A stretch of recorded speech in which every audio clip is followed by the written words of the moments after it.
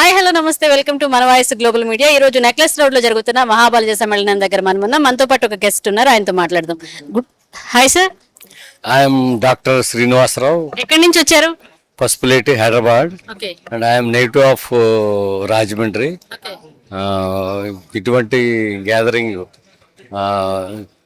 చాలా సౌత్ ఇండియాలోనే మొత్తం ఒక లార్జెస్ట్ కమ్యూనిటీ అయిన బలిజా కమ్యూనిటీని ఒక ప్లాట్ఫామ్ మీద తీసుకొచ్చిన ఈ ఐకాన్ లీడర్స్ ఎవరైతే ఎలైట్ లీడర్స్ ఉన్నారో, కేఎన్ కుమార్ గారు కానీ, చక్రపాణి గారు కానీ, మన శ్రీకాంత్ గారు కానీ, వీళ్ళంతా కూడా చాలా ఒక 10 years ఎఫర్ట్, ఒక వాట్సాప్ గ్రూప్ కింద స్టార్ట్ అయిన అసోసియేషన్ ఈరోజు ఇంత పెద్ద గ్యాదరింగ్ ఇదయిందంటే ఇది చాలా అవసరం. ఇప్పటికే చాలా లేట్గా మనం వీఆర్ ఇన్ లేట్ రన్నింగ్ ట్రైన్లో ఉన్నాం.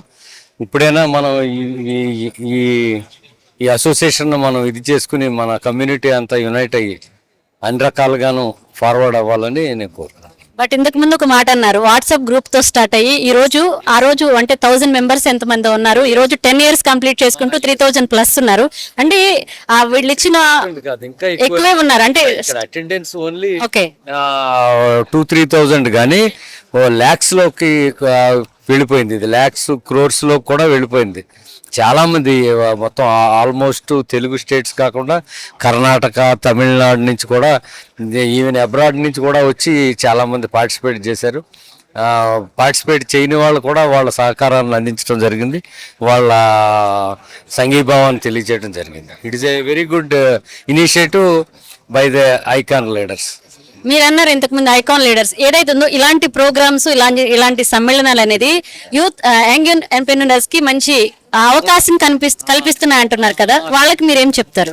తప్పకుండా ఈ ప్లాట్ఫామ్ అందరూ కూడా యూటిలైజ్ చేసుకోవాలి. అందరూ మిగిలిన క్యాస్ట్లు చూసైనా సరే ఇందులో కొత్తది ఏమి ఉండదు. Turn the page and learn the work ఎలా ఉంటుందో, మనం కనీసం మన సొసైటీలో ఉన్న మిగిలిన కమ్యూనిటీస్ ఎలా గ్రో అవుతున్నాయి అదే మోడల్. మనం కొత్తగా ఏమి ఇదే ల్యాబొరేటరీలో కొత్త మోడల్స్ ఏమి మనం ఏం ప్రిపేర్ చేయక్కల.